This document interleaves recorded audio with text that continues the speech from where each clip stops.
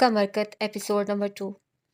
आपी हमें अभी लगाने हैं, प्लीज हेल्प कर दो ना। वो एक चार्ट हाथ में पकड़े खड़ी मुल्तजी लहजे में बोली। बस कर जाओ गुड़िया, हर चीज की हद होती है। तुमने पूरी दीवार पर ये अजीब व गरीब इकसाम के पत्थरों के चार्ट्स लगाकर पूरे कमरे का सत्यानाश कर रखा है। साइका ने चंद तयशुदा कपड़े अलमारी में रखते हुए कहा, आपने भी तो ये बुढ़ों वाले नॉवेल्स और सफरनामे बुक शेल्फ में भर रखे हैं। हमने कुछ कहा कभी? सबके अपने अपने शौक होते हैं। खबरदार जो मेरी बुक्स को बुढ़ों वाली कहा तो। साइका ने अलमारी का पर्स जोर से बंद करते जारिहाना अंदाज में उंगली उठाए कहा, गुड, वेरी गुड। आप हमारे दुर्रे नजफ, मरजान, जरकोन, हीरे, टर्कोइज, मांक, याकूत, नीलम पुखराज, अकीक के बारे में कुछ भी कहें और हम आपकी कुतब की शान में एक हरफ गुस्ताखी ना इस्तेमाल करें। बहुत खूब, वो चिढ़कर गोया हुई। सारे पत्थर तो तुम लगा चुकी हो, अब ये कौन सा है? साइका ने मुस्कुराहट दबाते पूछा। ये मरकत है, और खबरदार जो आपने इसके बारे में कुछ कहा तो। वो मुंह बिगाड़ कर बोलती चार्ट खोलकर उस पर हाथ फेरने लगी, जहां गहरे सब्ज रंग के 2-3 पत्थर जगमगाते हुए बहुत खूबसूरत बनाए गए थे। बिलाशुबा ये आर्ट आंखों को खैरा कर रहा था। मरकत? ये कौन से पत्थर का नाम है? मैंने तो कभी नहीं सुना। वो उसके हाथ से चार्ट पकड़कर देखते हुए गोया हुई। खैर, सुना तो आपने टर्क्वाइज और मांग के बारे में भी नहीं था। वो शानी बेनियाजी से कहती है, उसके हाथ से चार्ट लेकर सामने सामने वाली दीवार के पास आ खड़ी हुई, जहां इसी तरह के बहुत से पत्थरों के चार्ट्स लगे थे।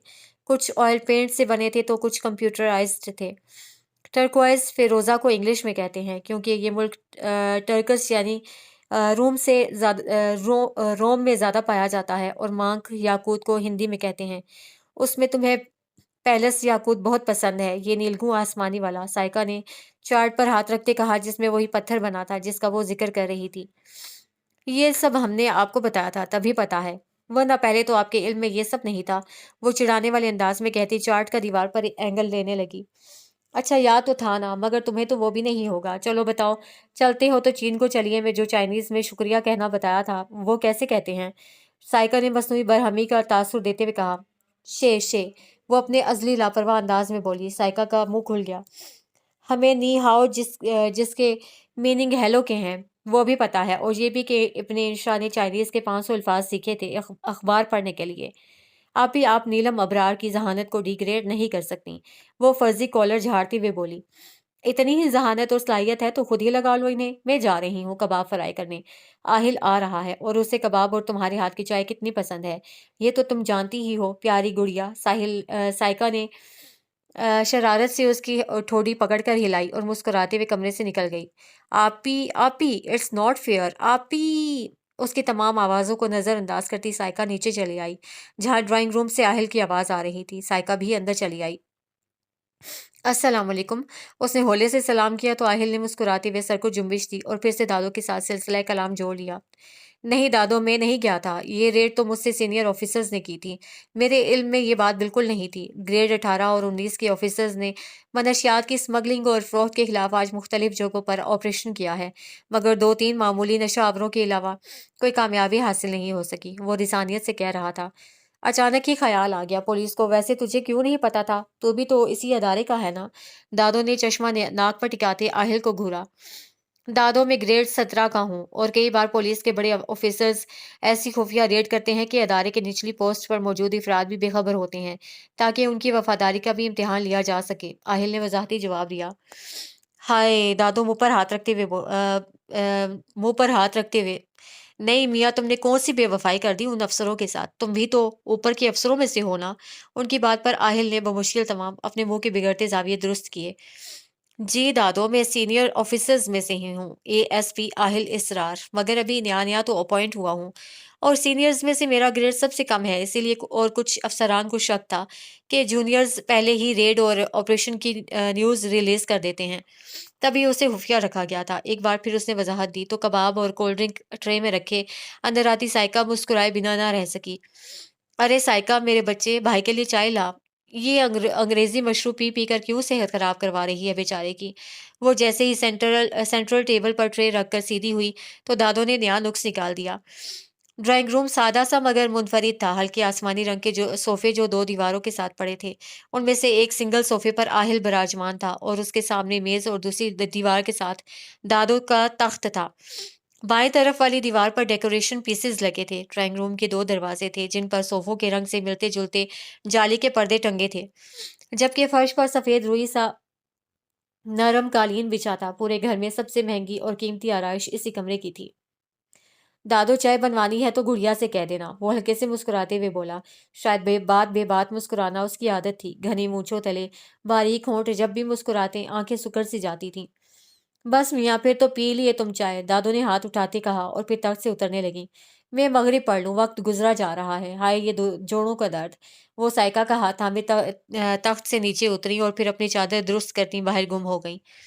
साइका, गुड़िया कहाँ है? दादो के जाते ही वो कबाब वाली प्लेट रखकर थोड़ा आगे को झुकते राजदारी से पूछ रहा था। वो ऊपर है, अपने पत्थर लटकाने की कोशिश कर रही होगी, मुझे मदद को कह रही थी। मैंने साफ इनकार कर दिया। और हाँ, तुम्हारी चाय भी नहीं बनने वाली आज। आखिर में उसने अबरू उचकाते बात मुकम्मल की। साथ ही एक प्लेट में दो कबाब रखे और और चम्मच लेकर दादो के ही तख्त पर टांगे पिसार कर बैठ गई। ऐसे ही नहीं बनने वाली। अभी देखो, 1 मिनट से पहले किचन में ना नजर आई। ना तो मैं भी एएसपी आहिल इसरार नहीं। वो टिश्यू से हाथ पोंछता, सर को हम देता मुस्कुराते हुए बाहर निकल गया। साइका ने सर झटकते दोबारा अपनी प्लेट पर नजरें जमा दी। ये स्टूल तो बहुत ही गंदा हो रहा है, उसने खुद कलामी करते हुए कहा। इतना भारी, तकरीबन 2.5 फुट ऊंचा स्टूल उठा कर लाती उसका नाजुक बदन थरथरा रहा था, सांस भी फूल चुकी थी। चेहरे की रंगत में गुलाबीपन नुमाया होने लगा। दफा करो गंदे को, 2 चार्ट ही तो लगाने हैं। इस सोच के तहत बमुश्किल तमाम वो लकड़ी के डंडों पर कदम जमाती स्टूल की सतह तक पहुंच ही गई। बगल में दबाया, चार्ट निकालकर भी सीधा ही किया था कि स्टूल हल्का सा हिला। न नहीं, दरमियान में खड़े होकर उसने तवाज़ुन बरकरार रखने की कोशिश की, जिसमें कामयाब तो हो गई थी, मगर हल्के सब्ज रंग की आंखों में खौफ के साए लहराने लगे। उसने सामने देखा तो एएसपी आहिल की मुस्कुराती नजरें उसी पर जमी थीं। एक लाल बेग बिल्कुल उसके पैर के करीब पहुंचने को था। आ आज तो हम गए दादो, आप ही बचा लो। वो स्टूल पर ही खड़ी चीखें मार रही थी। हाँ, गुड़िया तुम तो बड़ी डरपोक वाकई हुई हो। नीलम ने एक नजर स्टूल की सतह तक पहुंचने की कोशिश करते लाल बेग को देखा और दूसरी नजर कह के लगाते एएसपी आहिल पर डाली। पुलिस में भर्ती होने का क्या फायदा आपका, जब एक लाल बेग से अपनी गुड़िया को नहीं बचा सकते तो? वो जज्बाती हुई। बचा सकते हैं, जरूर बचा सकते हैं, मगर उसके लिए आपको एक काम करना होगा। वो शरारती मुस्कुराहट लिए चंद कदम आगे बढ़ा। क्या काम? चाय बनानी होगी हमारे लिए। एएसपी आहिल का मुतालबा सुनते ही वो सारी बात समझ गई। सफेदी माइल रंगत में अब सुर्खियां घुलने लगी थी। हमने कब मना किया चाय बनाने से? उसकी आवाज मध्यम थी और पलके सजदा रेस। आहिल का दिल धड़का था। ओहो, अगर मना नहीं किया तो फौरन गर्मा गर्म चाय पिला दें, इस ठंड में शदीद तलब हो रही है। वो स्टूल पर कोहनियां टिकाए पुरशौक नजरों से तकते कह रहा था। पहले इसको तो हटाएं प्लीज। वो फिर से लाल बेग की तरफ मुतवज्जे हो चुकी थी। ये लें, जब तक मैं इसका काम तमाम करता हूँ आप चाय चाय बना लाएं। वो कॉकरोच को उसकी मूंछों से पकड़ते बोला और फिर उसका खुला मुंह देखकर हंसता हुआ कमरे से बाहर निकल गया। नीलम ने बेख्तियार झुरझुरी ली थी। आह, वो बुरा समूह बनाती। वो अपना साबिका काम नामुकम्मल ही छोड़कर स्टूल से उतर चुकी थी। अब उससे आहिल के लिए चाय बनाना थी और उसकी बहुत सी फजूल बातें भी सुनना थी, जो उसे कतन पसंद ना थी, मगर वो जानती थी कि वो उसे कितनी पसंद थी। राह आसान हो गई है, जान पहचान हो गई है, फिर पलट कर निगाह नहीं आई, तुम पे कुर्बान हो गई है। ईगल, छोटे साहब ने सामने खड़े मुतमईन से देवकामत शख्स को देखकर हल्के से ये नाम दोहराया था। हाँ ईगल, उकाबी नजरें हैं मेरी, यूं करके आंखें निकाल लेता हूँ। उसने दायां बाजू फैलाते झटके से मुट्ठी बंद करते कहा, जैसे सचमुच किसी की आंखें नोच कर बंद मुट्ठी में कैद कर ली हो। हाँ हाँ हाँ, अबे यार, तेरे मुंह पर तो 12:30 बज गए। चल टेंशन ना ले, मेरी जान सब बताता है ईगल तुझे। पहले एक गर्मा गर्म चाय की प्याली तो मंगा। उसने मनशियात का भरा थैला उसकी तरफ धकेलते पास पड़े लकड़ी के मेज पर छलांग मारकर बैठते कहा। छोटे साहब ने फौरन से बेशतर थैला उचक लिया, फिर छोटू को चाय लाने का इशारा करके दोबारा ईगल की तरफ मुतवज्जे हो गया, जो अब कुर्ते की जेब से सिगरेट निकालते उसे लाइटर का शोला दिखा रहा था। शक्कर नहीं डलवाइयो। छोटू को बाहर निकलता देख पीछे से उसने सिगरेट को लबों से जुदा करते कहा था। अब बताओ कौन हो तुम, यहाँ क्या कर रहे हो?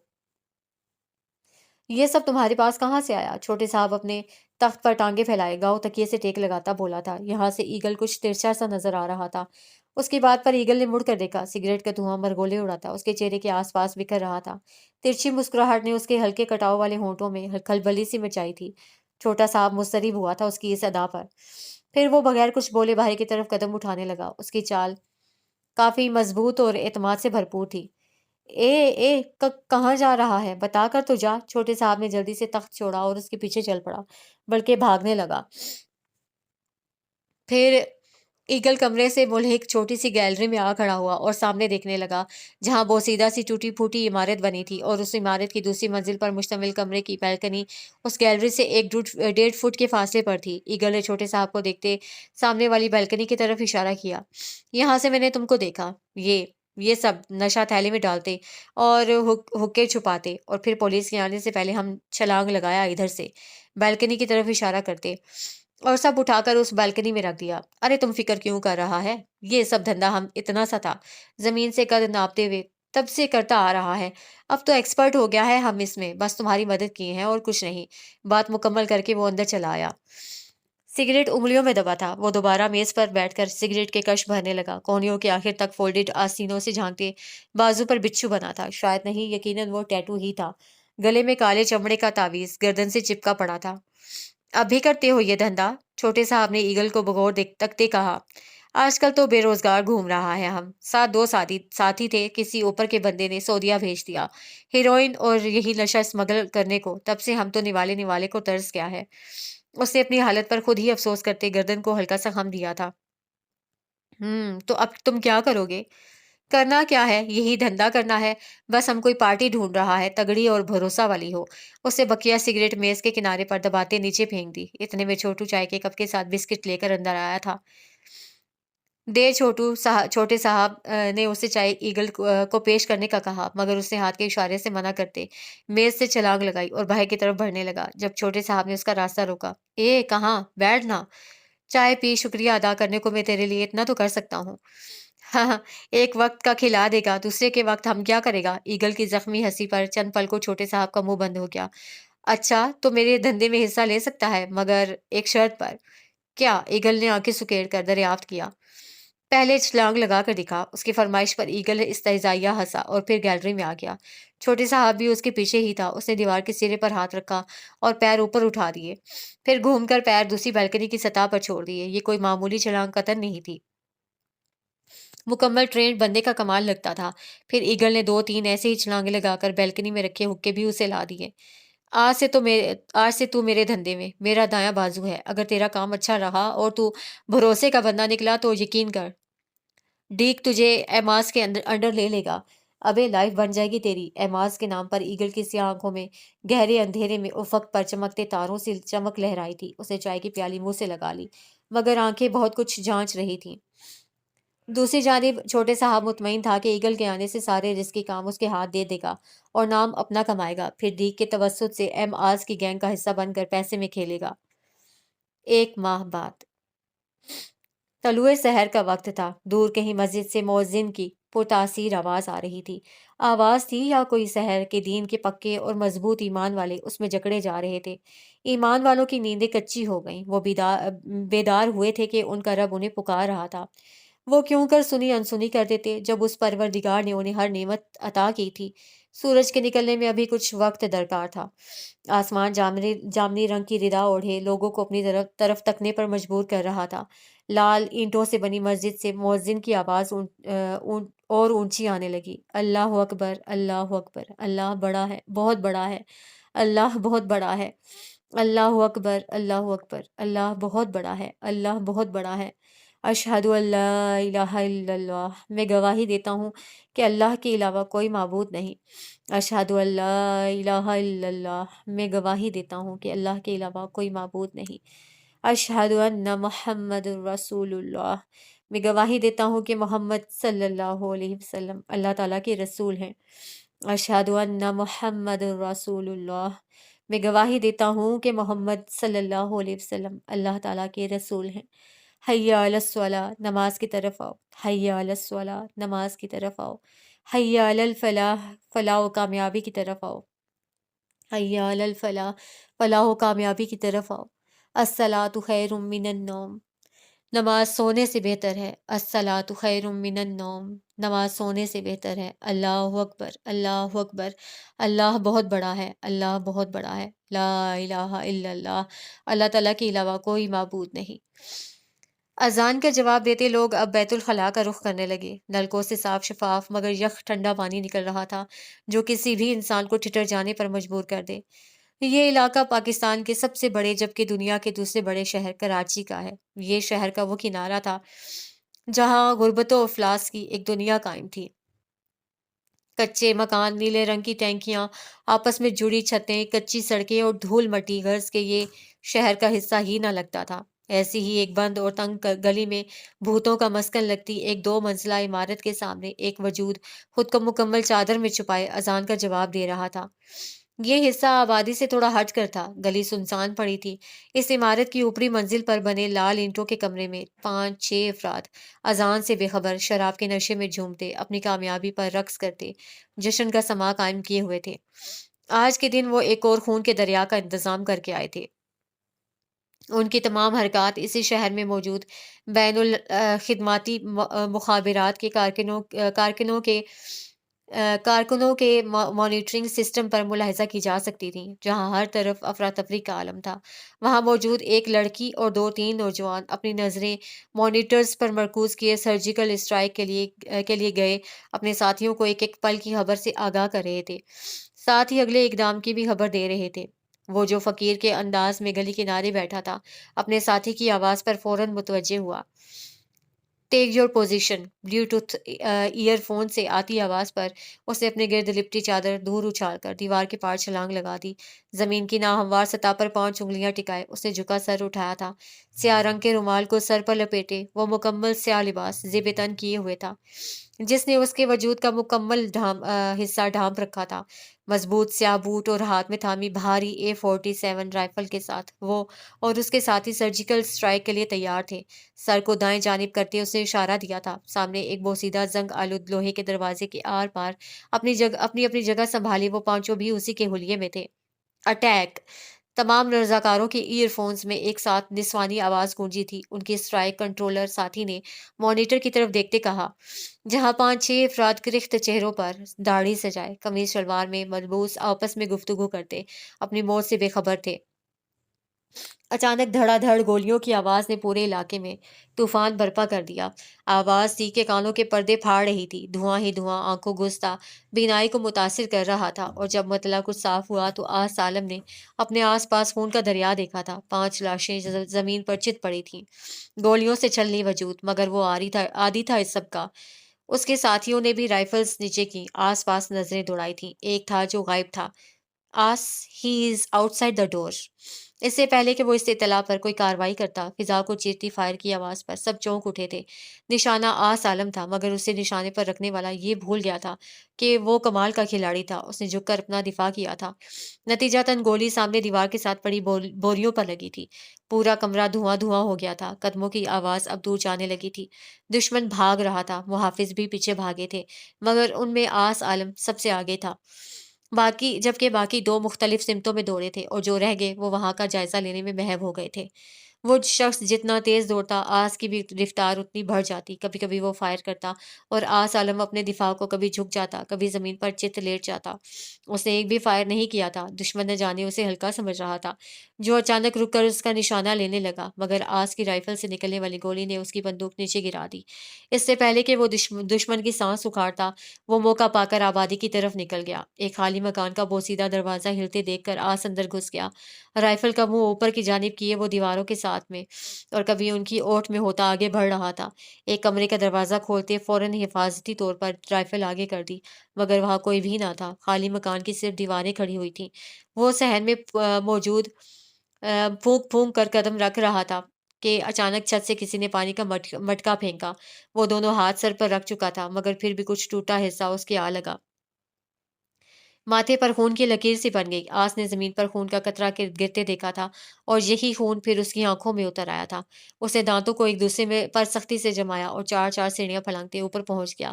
دشمن دوسرے گھروں کی چھتیں پھلانگتا بچاؤ میں تھا، تو آس جنونی انداز میں ہر رکاوٹ کو عبور کرتا اس تک پہنچ رہا تھا۔ साथ साथ जुड़ी छतें, उन पर बिछी चारपाइयाँ जो बाजरा और मिर्चें सुखाने को रखी थीं। गर्ज इस मुकाबले में हर चीज तबाह हो रही थी। लोग अपने मोर्चों में घुस चुके थे जब अचानक आस आलम को हुक्म आया, लेफ्ट साइड आस। उसने बाएं जानिब की ऊंची दीवार अबूर की। सामने बड़ी सी छत पर दुश्मन भाग रहा था, कुर्ता शलवार और दाढ़ी हमारे मजहब का लिबादा ओढ़े हमें ही निगल रहा था। Kill him. ईयरफोन से आती आवाज पर पिस्टल ग्रिप और फोर्स एंड पर उसकी गिरफ्त मजबूत हो गई। दुश्मन सीधा निशाने की नोक पर था। सिर्फ एक बुलेट, एक गोली। बस मुझे लड़ना है अपने मुल्क के लिए। ये वो हैं जो मासूम मासूम बच्चों की, बेगुनाहों की जान लेते हैं, और जो मासूम पर रहम ना करें वो खुद रहम के काबिल नहीं। तुम्हारी मौत तुम्हारी मुंतजिर है। काश कि तुमने कुछ भला किया होता। Kill him. मॉनिटरिंग रूम में मौजूद उन सब में से बड़े ओहदे पर फाइज रजाकार ने जोर देकर कहा। ट्रैगर दबाते आस आलम के हाथ एक पल को भी ना कांपे थे। कांपते भी क्यों? क्या उनके हाथ कांपते हैं? मासूमों बेगुनाहों की जान लेते, बम ब्लास्ट करते, नशा बेचते? नहीं ना। तो उसके क्यों कांपते? हुबुल वतन मनल ईमान। गोली निकली थी और अपनी जान बचाने को मुसलसल भागती टांगे अब हालत आराम में थी। दुश्मन पूरे कद से जमीन पर ढह गया था। उसकी स्याह कमीज की आस्तीन पर लगा चांद सितारे वाला परचम चमक उठा था। उसने अपने सर पर बांधे रुमाल की गिरा और कस ली और अपनी राइफल उठाकर दुश्मन से पीठ करता चल पड़ा। वो क्या सोच रहा था? पहला कदम कामयाब गुजरा, मगर नहीं, वो भूल गया था। जब प्राइमरी में था तो उसके उस्ताद कहते थे, बेटा, कामयाबी कभी इतनी आसानी से नहीं मिलती। जान मारनी पड़ती है, दिन रात एक करने पड़ते हैं, खून पसीना बहाना पड़ता है। कामयाबी यूं है कि सांपों के गुच्छे के दरमियान कोई नूर पड़ा हो। दूर से उसकी चमक आपको अपनी जानिब खींचती है, उकसाती है अपने हसूल के लिए। अभी तो बहुत इम्तिहान बाकी थे आस आलम के, अभी तो आगाज था। इस पत्थर पर वक्त ने क्या क्या सितम ढाने थे। वो अनजान था, शायद अभी उसका अनजान रहना ही बेहतर था। कहते हैं ना कि मुस्तकबिल से हमारी बेखबरी भी एक बड़ी नेमत है, तो बस आज अल्लाह ताला की नेमत उसके लिए बहुत बड़ी थी। वतन से उल्फत है जुर्म अपना, ये जुर्म ताजिंदगी करेंगे। है किसकी गर्दन पे खूने नाहक, ये फैसला लोग ही करेंगे। वतन परस्तों को कह रहे हो वतन का दुश्मन, डरो खुदा से। जो आज हमसे खता हुई कल यही खता सभी करेंगे। लिए जो फिरते हैं तमगाए फन, रहे हैं जो हम ख्याल रहजन। हमारी आज़ादियों के दुश्मन हमारी क्या रहबरी करेंगे। ना खौफे जिंदान ना दार का गम, ये बात दोहरा रहे हैं फिर हम, कि आखिरी फैसला वो होगा जो 10 करोड़ आदमी करेंगे। सितमगरों के सितम के आगे ना सर झुका है ना झुक सकेगा। शुआरे सादिक पर हम हैं नाजान, जो कह रहे हैं वही करेंगे।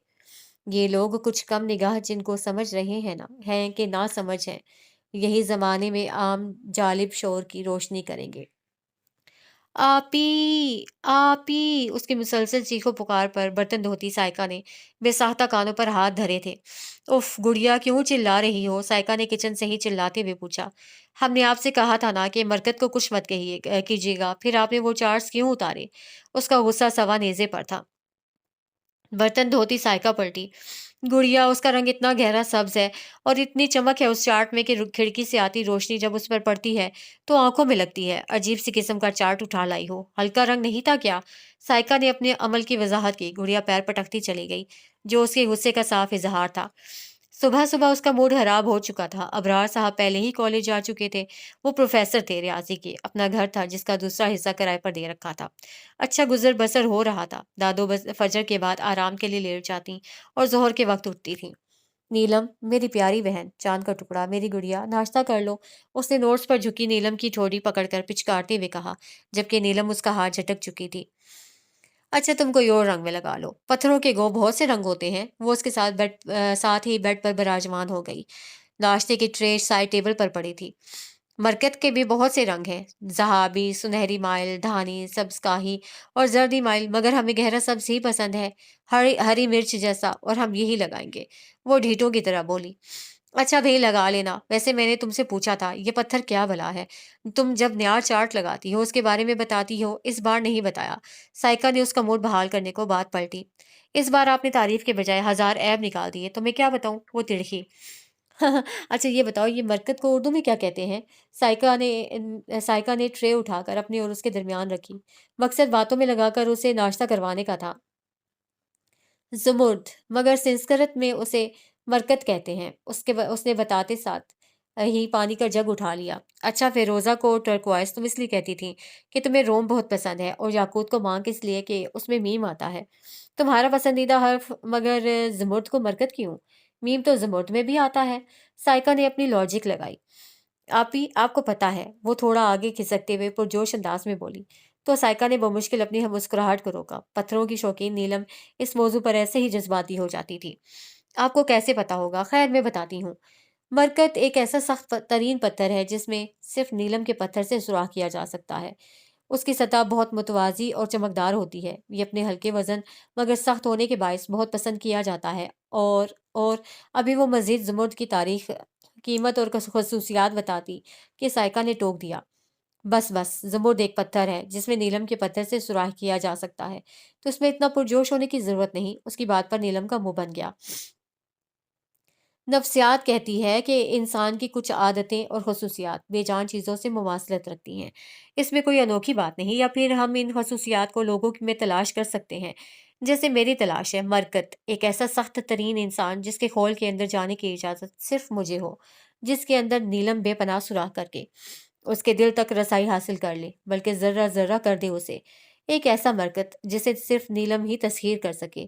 جہاں نیلم کا میم ختم ہو، وہاں سے مرکت کا میم شروع۔ بس جہاں میری ذات دھندلانے لگے، وہ وہاں سے مجھے لپیٹ لے۔ ایک دوسرے میں مدغم ہو جانے والے دو پتھر۔ بس اس پتھر کی خصوصیات میں ایک انسان کے اندر دکھنے کی تمنائی ہوں۔ اس کی گہری بات پر چند پل کے لیے نوالا منہ میں ڈالتا سائیکا کا ہاتھ ٹھٹک کر رک گیا تھا۔ کم آن گڑیا، یہ افسانی باتیں کہاں سے سیکھی تم نے؟ حالانکہ یہ سب پڑھتی میں ہوں۔ اس نے ماحول پر چھایا سنجیدگی کا تاثر زائل کرنا چاہا۔ نہیں آپی، افسانہ نہیں ہے یہ، آپ خود سوچیں۔ کوئی انسان اتنا سخت گیر یا ظالم ہو سکتا ہے کہ اسے کسی کی پرواہ نہ ہو، کسی سے محبت نہ ہو، جس کے پیروں میں کوئی بیڑیاں نہ ڈال سکے، جس کے ہاتھ ہر کام کو آزاد ہوں۔ کوئی ایسا شخص جس کی کوئی کمزوری نہ ہو، ممکن ہے؟ مجھے نہیں لگتا، مگر میں دیکھنا چاہتی ہوں۔ ایک جیتا جاگتا مرکت۔ وہ ناشتہ بھول بھال کر کہیں اور ہی کھو گئی تھی۔ سائیکا نے اس کی ہلکی سبز کانچ کی مانند آنکھوں کے آگے چٹکی بجائی۔ واپس لوٹ آؤ گڑیا، دنیا میں ہر کسی کی کوئی نہ کوئی کمزوری ہوتی ہے۔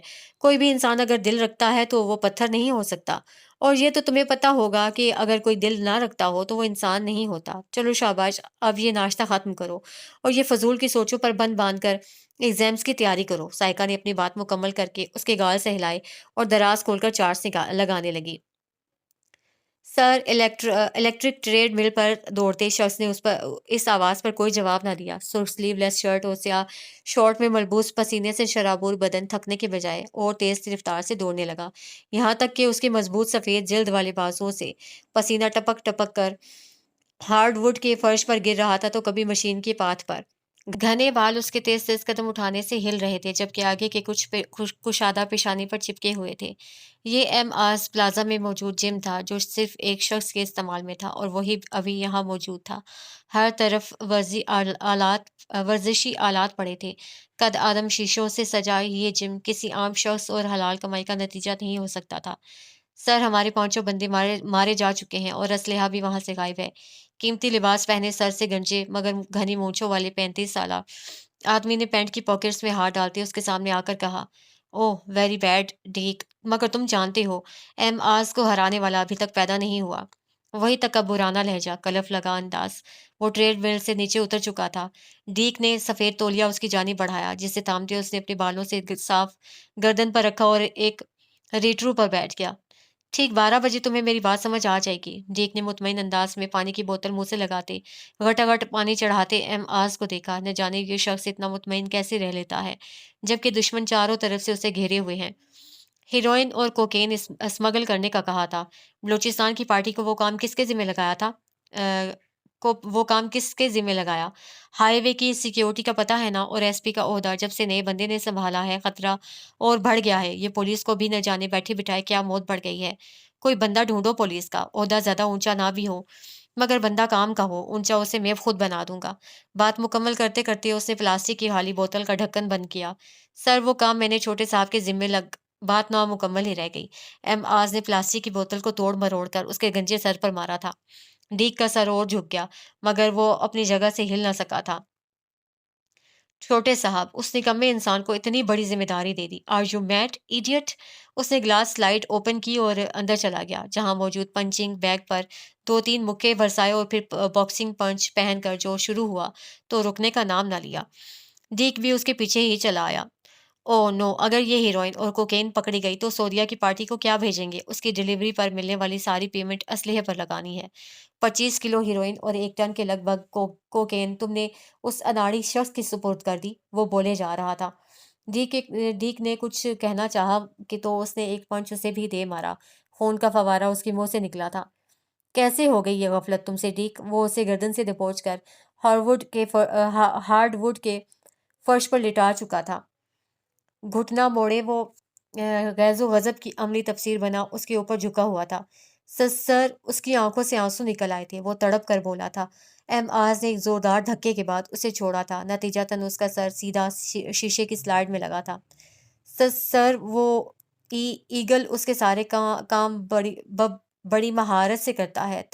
تبھی میں نے چھوٹے صاحب کو کہا کہ یہ کام بھی ایگل کو دے دے۔ اس نے بمشکل تمام اپنی بات مکمل کی تھی۔ اور اگر یہ ایگل کہیں ہمارا دشمن نکل آیا تو؟ آخر تم اٹھا کر کسی کو بھی ہمارا رازدار کیسے بنا سکتے ہو ڈیک؟ اگر اتنا ہی مرنے کا شوق چڑھا ہے تو مجھے کہا ہوتا، 1 سیکنڈ سے قبل تمہاری مراد پوری کر دیتا۔ وہ غصے سے مخاطب تھا۔ سر بھروسے کا بندہ ہے، میں نے ساری جانچ پڑتال کر کے دیکھی ہے۔ کم سنی سے ہی اس منشیات کے دھندے میں ملوث ہے۔ 2 بار جیل بھی جا چکا ہے مگر ہر بار فرار ہو جاتا ہے۔ بہت شاطر بندہ ہے سر، آپ سراہے بنا نہیں رہ سکیں گے۔ ڈیک نے ایم آز کے ہاتھ سے وائپس لیتے منہ سے رستہ خون صاف کرتے کہا۔ Okay let's see. Minhaj al-Zahak wipes کا باکس اس کے ہاتھ میں تھماتا اس کی کمر تھپ تھپاتا چلا گیا، جبکہ ڈیک پیچھے لگے مرر میں اپنے زخم دیکھنے لگا۔ پھر زور سے ہاتھ میں پکڑا ڈبہ شیشے پر دے مارا۔ ساتھ 2 ننھے موتی اس کی آنکھوں سے نکل کر گریبان میں جذب ہونے لگے تھے۔ ماشاء اللہ، پہلے قدم پر ہی کامیابی آس عالم۔ منہاج الضحاک کو منہ کے بل گرانے کا وقت میرے خیال سے نزدیک آ گیا ہے۔ ایجنسی کے سربراہ نے مبارکباد دینے کو اسے کال کی تھی۔ اپنے ساتھیوں کے ساتھ بیٹھا وہ اگر بہت پر امید نہ تھا تو نا امید بھی نہیں تھا۔ انشاءاللہ سر، بس مجھے آپ کی دعاؤں کی ضرورت ہے۔ وہ سنجیدہ تھا۔ مگر آس، ایک بات تم بھول رہے ہو، تمہارا کام راز اکٹھے کرنا ہے، اسٹرائک کرنے کو اور بھی بہت ہیں۔ دوسرا کام کہاں تک پہنچا؟ ساتھ ہی انہوں نے اس کی تمام تر خوشی پر پانی پھیر دیا۔ کراچی ہائی وے پر دھماکہ، پولیس ابھی تک اس حادثے کی صحیح وجہ معلوم کرنے سے قاصر۔ ٹریفک روک دی گئی ہے۔ جی ناظرین، یہ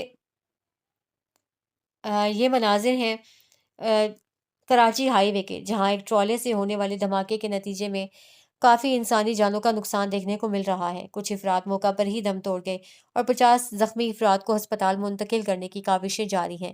ابھی تک اس حادثے کو دشمن کی جانب سے بلاسٹ کے سوا اور کوئی نام نہیں دیا گیا۔ وہ سب جو چھوٹے سے کمرے میں چارپائیاں ڈالے بیٹھے تھے، سٹول پر پڑے ڈبے نما ٹی وی نے ان کو متوجہ کیا تھا۔ سیل تھامے آس عالم کا ہاتھ مکان کے انداز میں نیچے گرا تھا۔ دوسری جانب بھی مایوسی چھا چکی تھی، بلکہ وہاں موجود اس کے تمام ساتھی بھی افسردہ ہو چکے تھے، جبکہ آس عالم کا چہرہ مارے ضبط کے سرخ ہو چکا تھا۔ کانچ کی مانند چمکتی آنکھوں میں اب غصہ اور جنون ہلکورے لے رہا تھا۔ وہ ایک جھٹکے سے اٹھا اور کمرے سے باہر نکل گیا۔ یہ سب تو عام ہے، کوئی نئی بات یا کوئی ایسی انہونی تو نہیں ہو گئی جو آپ اتنا شور کر رہی ہیں، نیلم نے تیزی سے کورے کاغذات پر سیاہی بھرتے کہا تھا۔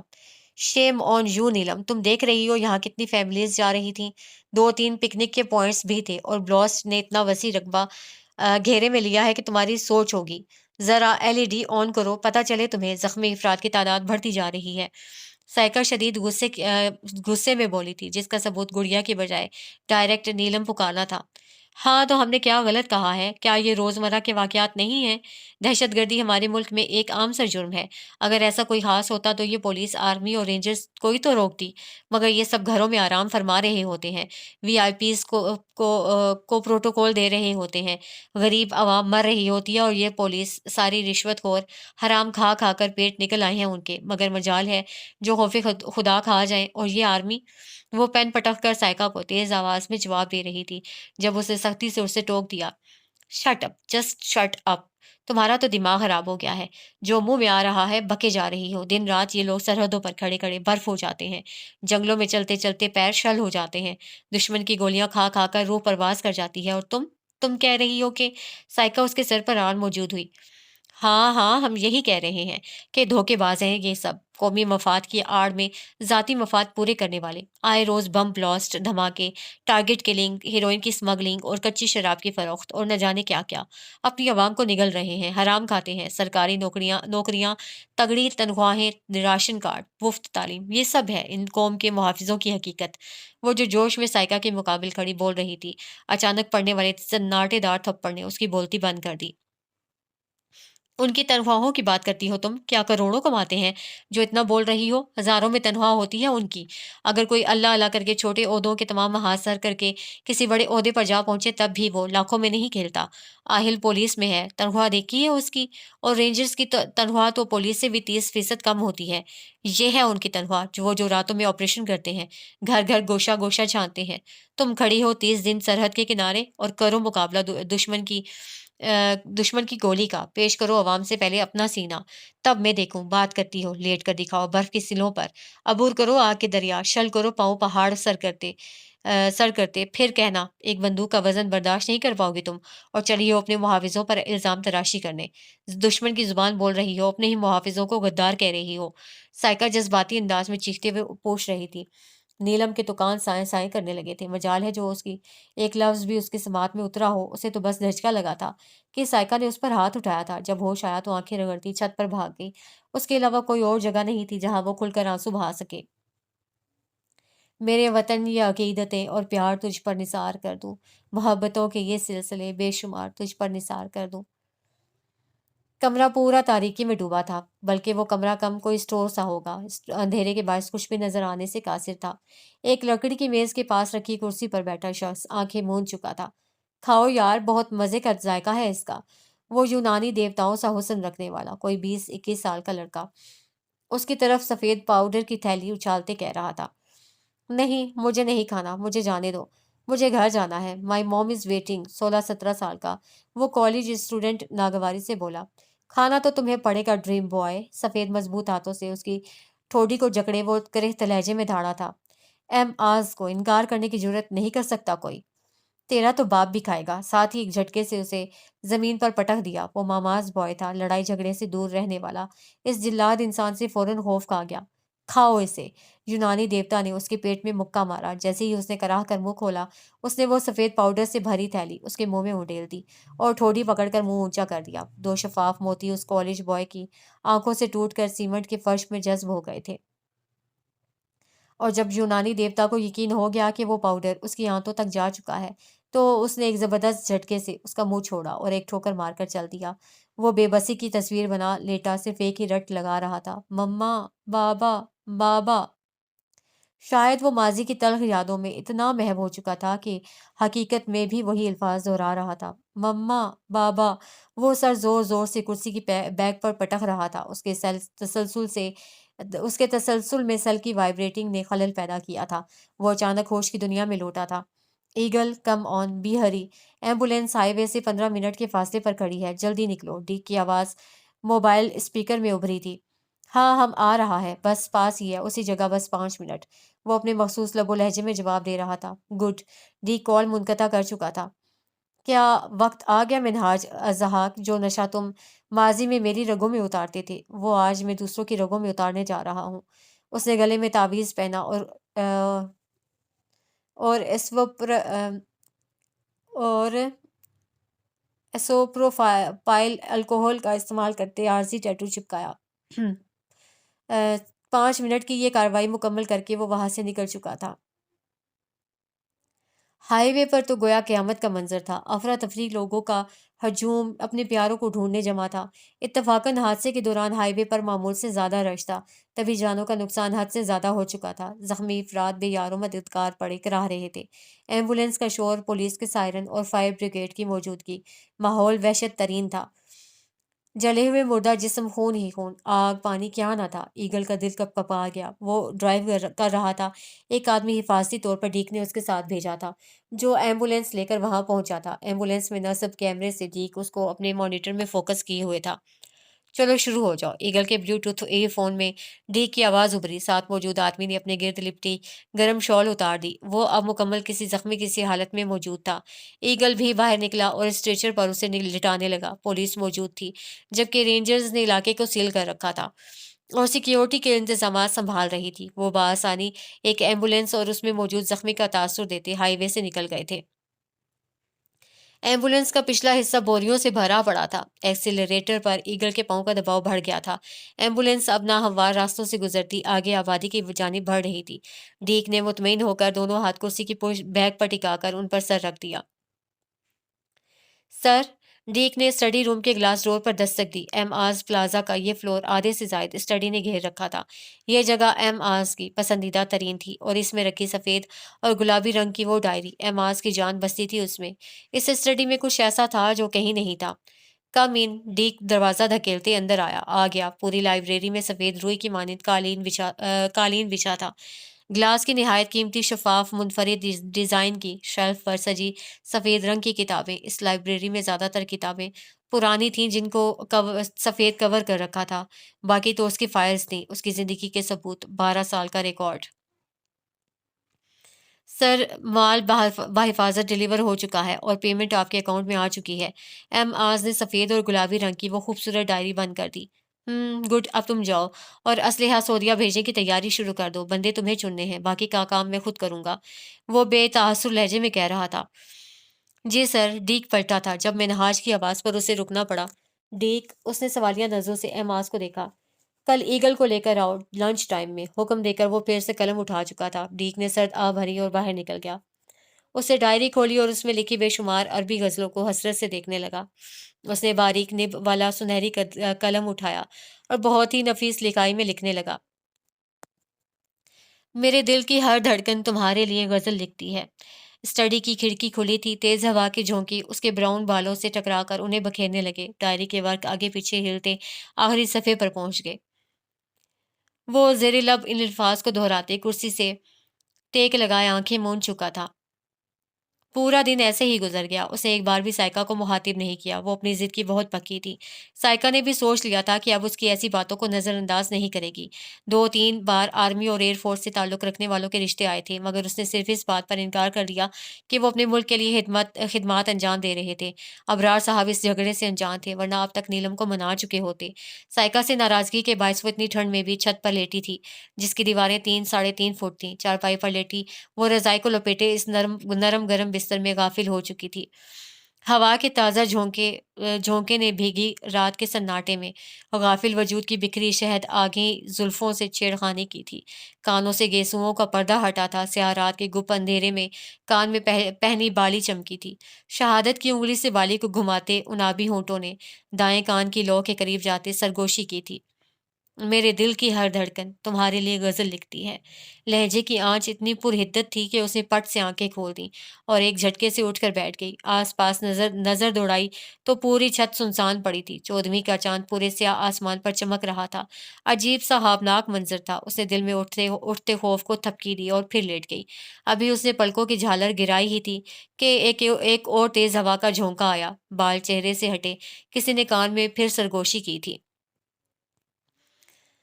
दिल की धड़कन हद से सवा होने लगी। पसलियां तोड़कर बाहर निकलने को बेताब दिल पर वो हाथ रखे उठी थी। चांद से ज्यादा उसका होश रुबा हुस्न चमक रहा था। उसने कान की लवों को हाथ लगाकर महसूस किया, मगर किसी भी लम्स का एहसास न पाकर वो और घबरा गई। शायद ख्वाब था। वो बुड़बुड़ाई, मगर समात में एक ही जुमले की तकरार थी, जिसके मतलब से भी वो अनजान थी और इतनी भी तमीज ना कर पाई थी कि ये फारसी है या अरबी। फिर अचानक उसको बहुत खौफ आने लगा। स्याह रात, सुनसान छत। उसने लपेट कर रजाई बमुश्किल उठाई और सफेद नाजुक गुलाबी तलवों वाले पाँव नाजुक जूती में घुसाती वो नीचे भागी थी। उसे लगा वो जुमला अभी भी हवाओं के दोष पर उसका पीछा कर रहा है। Bowling sir. डीक ने स्याह ट्राउजर पर सफेद ढीली ढाली शर्ट पहने वजनी तरबूज जितनी बड़ी बॉल पकड़े पर हल्का से झुककर निशाना लेते एम आस को पुकारा। पूरे बॉलिंग क्लब में नीलगू रोशनी छाई थी और हल्के सुरों में बजता मशहूर कुन म्यूजिक। ये अरबी म्यूजिक था, उसका पसंदीदा तरीन। अब तो ये म्यूजिक 8 साल के अरसे में डीक को भी हिफ्स हो चुका था। हम्म, मिनहाज अज़्ज़हाक ने फ़कत हुंकारा भरने पर ही इक्तफ़ा किया था। बॉल को वो बॉलिंग लेन पर फेंक चुका था। सफ़ेद स्ट्राइक पर एमाज ने रुख मोड़ते सफ़ेद रंग की खड़ी तमाम बोतलें एक ही गेंद से ढेर हो चुकी थीं। उसने डीक को देखा, वो हल्का सा मुस्कुराया था। बॉलिंग बॉल रिटर्न मशीन से नई गेंद बरामद करते पूछा, हाँ बोलो। ईगल को लंच पर बुलाया था आपने? तो उसने अबरू उचकाते कहा, वो आ गया है, डीक ने इत्तला दी। हाँ तो लंच कराओ उसे, एमाज ने जवाब दिया और दोबारा अपने साबिका मशगले में मसरूफ हो गया। सर अगर आप उसके साथ, डीक ने दानिस्ता जुमला अधूरा छोड़ा। यू मे गो नाउ, तुम अब जा सकते हो। एम आज के सर्द लहजे पर डीक ने खिसक जाना बेहतर समझा। उसने ग्लास डोर ओपन किया था जब जबरदस्त स्ट्राइक की आवाज उसके कानों में गूंजी। एक बार फिर तमाम बोतलें ढह गई थीं। जमीन पर गिरी पड़ी शिकस्त खाए हुए और फातेह शान से सरोकत खड़ा था। उसके हर अंदाज से लापरवाही और बेनियाजी टपकती थी। अगला दिन चढ़ गया। दोपहर, शाम और फिर सूरज को छुपाती काली स्याह रिदा ओढ़ती रात भी आन टपकी, मगर साइका के रवैये में जरा भी लचक न पैदा हुई। अब की नीलम हकीकतन परेशान हो चुकी थी। आज वो सेंटर भी बगैर चादर और स्कार्फ के गई थी। दुपट्टा ओढ़े, टेल शर्ट और खड़े पजामे में वो बेहद हसीन लग रही थी, मगर साइका ने उसे तब भी न टोका। दादों की वो सुनी अनसुनी करती बाहर निकल गई। दोपहर में ना खाना खाया और ना शाम की चाय पी, गर्ज हर तरीका आजमा लिया, मगर साइका ने तो जैसे उसे ना बुलाने की कसम खा रखी थी। आप ही सालन का डोंगा दीजिएगा, उसने जानबूझकर रात के मेज पर मौजूद तमाम अफराद के दरमियान उसे मुखातिब किया। साइका ने डोंगा उठाकर उसकी जानिब बढ़ा दिया। हाँ इब्रार मियाँ, क्या बना नोटिस का? दादों ने सादा दाल चावल खाते अबरार साहब को मुखातिब करते कहा। जी अम्मा, किराएदारों को नोटिस तो महीने के शुरू में ही भेज दिया था। आज 29 है, कल चले जाएंगे। नए किराएदार भी बड़ी फैमिलीज ही मिल रही हैं, इलाका भी तो ऐसा है। वो तफसीलन बताने लगे। अरे मियाँ, ये बड़े बड़े खानदान भला दो तीन कमरों के मकान में कैसे आ जाते हैं? मैं तो साफ कह देती हूँ, कोई छोटा सा खानदान हो, बच्चे इतना शोर गुल करते हैं, मजाल है जो कुरान की तिलावत भी सुन पाऊँ मैं। और गंदगी अलग फैलाते हैं। हाय किसी अच्छे इलाके में घर लिया होता तो आए महीने ये दुश्वारी ना उठानी पड़ती। दादों ने सर्द आ भरते अपनी प्लेट में और सालन निकाल लिया, साथ गंदम के आटे की नरम रोटी तोड़ने लगी। अम्मा, आप जो जमाशुदा रकम थी और साइका की अम्मी का जेवर था, उससे भी इतनी रकम ना बन सकी कि कराची जैसे महंगे शहर में अच्छे इलाके का कोई घर ले सकूं। इस मोहल्ले में भी जमीन का टुकड़ा मिल गया, गनीमत जाना मैंने। अबरार साहब ने मजीद तबसरा करते कहा। अजीब व गरीब मोहल्ला, कचरे से भरी गलियां और थर्ड क्लास लोग। नीलम ने भी गुफ्तगू में हिस्सा लिया। चुप कर तू, बड़ी मैम आई है। 18 की होने जा रही है मगर अकल घुटनों में है। ये भी नहीं पता कि कहाँ क्या बात करनी चाहिए और क्या नहीं। दादों के झिड़कने पर उसने बुरा समूह बनाते दोबारा खाना शुरू कर दिया। दादों ने अबरार साहब को देखा और फिर दोबारा शुरू हो गई। ये हारिस कब आ रहा है? माशाल्लाह से 5वां साल चढ़ गया है उसे दुबई गए। 18 साल की थी साइका जब उसकी खाला के पुरजोर इसरार पर उसका और हारिस मियाँ का निकाह कर दिया था। अब तो 5 साल का अरसा भी बीतने को है। भाई अबरार मियाँ, तुम्हारा कोई इरादा है बेटी को रुखसत करने का कि नहीं? मैं तो कहती हूँ इस आफत को भी साथ ही रुखसत कर दो। 12वीं के इम्तिहान होने वाले हैं, बस 4-5 माह में 18 की हो जाएगी। तुम क्या कहते हो? दादो बगैर लिहाज के बच्चियों के सामने ही शुरू हो चुकी थी। नीलम ने चम्मच जोर से प्लेट में पटका। अबरार साहब ने लंबी सांस खींचते प्लेट खिसकाई और जग से पानी गिलास में पानी उंडेलने लगे। अम्मा, इस साल नवंबर तक शायद हारिस आ जाए, तब देखते हैं रुखसती की क्या तारीख रखनी है। और नीलम को क्यों घसीट रही हैं? गुड़िया है अभी तो नन्ही सी, इसको तो माफ ही रखें आप। आखिर में उनका लहजा हल्का फुल्का सा हो गया था। गुड़िया, जब साइका इतनी थी तो माशाल्लाह बच्ची ने पूरा घर संभाल रखा था, साथ ही इस गुड़िया को भी। दादों ने गुड़िया चबाते हुए कहा तो मेज पर मौजूद तमाम अफराद मुस्कुरा दिए। सर आपने ईगल को दोपहर का बुलाया है, अब तो रात हो गई है। डीक ने स्टडी में मसरूफ एम आस को रात 9:30 बजे इंटरकॉम खड़काते कहा था। डाइनिंग हॉल में मुलाकात होती है। बात मुकम्मल करके उसे कार्डलेस वापस रख दिया। एम आज प्लाजा की निस्फ से जायद दीवारें शीशे की थीं। बड़े से कुशादा डाइनिंग हॉल में हर तरफ शीशे की स्लाइड्स थीं, जिसकी एक तरफ बाहर बना स्विमिंग पूल नजर आ रहा था, जबकि दूसरी तरफ तहादे निगाह तक फैली घास और खूबसूरत और मुनफरिद पत्थरों से तैयार करदा रविश आंखों की पुतलियों में समा रही थी। हार्ड वुड का फर्श जिसका रंग बहुत गहरा था, जबकि मेज भी शीशे की और उस पर पड़ा हर बर्तन तकरीबन शीशे का था। मेज पर सजे पकवानों की इश्तिहा अंगेज खुशबू पूरे हॉल में फैली थी। 12 कुर्सियों वाली मेज की एक कुर्सी पर टिका ईगल आज भी अपने मखसूस अंदाज में मौजूद आसपास का जायजा लेने में मसरूफ था। دیگ جلے پیر کی بلی کی طرح چکر لگانے میں مصروف تھا، گویا پینڈولم بنا ہوا تھا۔ بھاری قدموں کی چاپ پر ایگل نے سر اٹھا کر دیکھا۔ براؤن بال، کسرتی بدن، انابی ہونٹ، غلافی آنکھیں، سفید دمکتی رنگت اور بھورے بالوں سے بھرے مضبوط سخت ہاتھ اور کھڑی مغرور ناک۔ ایگل کو یکلخت ہی افسوس ہوا، بادشاہوں سا حسن و جمال رکھنے والا شخص در حقیقت ایک درندہ صفت انسان تھا۔ وہ تو بچپن کی کہانیوں میں ظالم بادشاہ کے کردار بھی ادا کرنے کے لائق نہیں تھا۔ ظلم کی اوپری سطح، درندگی، وہ تخت جہاں کی اولین نشست پر منہاج الضحاک پورے استحقاق سے براجمان تھا۔ بسم اللہ کرو ایگل۔ اس کے بسم اللہ کہنے پر ایگل کا حلق تک کڑوا ہو گیا۔ حیرت ہے ایم آز، تمہیں خدا یاد ہے؟ وہ دل میں اس سے مخاطب ہوا، پھر پلیٹ تھامنے لگا جب ایک باوردی شخص اس کے پاس آ کر ڈشز پاس کرنے، جبکہ اسی طرح کی وردی میں ملبوس دو افراد ایم آز کے دائیں بائیں کھڑے اسے پلیٹ، چھری، کانٹے، ڈش، ہر چیز پکڑا رہے تھے۔ ان کے انداز سے پتہ چل رہا تھا کہ وہ اپنے مالک کی عادات سے واقف ہیں۔ تمام مطلوبہ اشیاء مل جانے پر ایم آز نے ملازموں کو جانے کا اشارہ کر دیا اور ڈیگ کو بیٹھنے کا۔ وہ ایگل کے ساتھ 2 کرسیاں چھوڑ کر تیسری پر بیٹھ گیا۔ تمہاری بڑی تعریف سنی ہے ایگل، ایم آز نے ٹھہرے لہجے میں عام سے انداز میں بریانی نگلتے ایگل سے کہا، جس کی پلیٹ میں چاول جا بجا بکھرے تھے۔ کرم نوازی ہے آپ کی، چکن کا پیس اٹھاتے مصروف انداز میں ایگل نے جواب دیا۔ چھوٹے صاحب میرے کام کا بندہ نہیں نکلا، 2 بار ریڈ پڑنے پر تھانے بھی جا چکا ہے، اور اس کے کام کے لیے بھی مجھے الگ بندے کا انتظام کرنا پڑتا ہے، اور جامعہ کے طلبہ کی بھی ابھی تک وہی تعداد ہے، اس میں بھی اضافہ نہیں ہوا۔ اب تو اس نے غداری بھی کر ڈالی، ہم تک بات پہنچائی ہی نہیں اور تمہیں اس گینگ کا رازدار بنا لیا۔ عادت کے مطابق اس سے تفصیل سے بات کی۔ وہ سب تو ٹھیک ہے استاد، مگر ہم آپ کے لیے کیا کر سکتا ہے؟ ایگل نے اب کی بار کھانے سے توجہ ہٹاتے پوچھا تھا۔ اچھا سوال ہے، اور اس کا بہت زبردست جواب ہے میرے پاس۔ ایم آز نے وائن کے سٹائلش گلاس میں پڑے پانی کو حلق میں اتارنا شروع کیا۔ البتہ ایگل اب بھی اسی کی جانب متوجہ اگلی بات کا منتظر تھا۔ تم میرے سے زیادہ یہ کام اپنے لیے کرو گے؟ ایگل نے تعجب سے آنکھیں سکیڑیں، جو آج بھی سرمے سے لبالب بھری پڑی تھیں۔ یا اپنے لیے؟ دیکھو بھئی، پیسہ اور دولت آتے کس کو بری لگتی ہے؟ اس نے بات شروع کرتے اطمینان سے کرسی کی پشت سے ٹیک لگاتے، ہاتھوں کی انگلیاں باہم ایک دوسرے میں پیوست کرتے کہا، چھوٹے صاحب کام کا بندہ نہیں، مگر میرا ایک اصول ہے، جس کو ایک بار اپنے ساتھ شامل کر لوں کبھی اسے بے یار و مددگار نہیں چھوڑ سکتا۔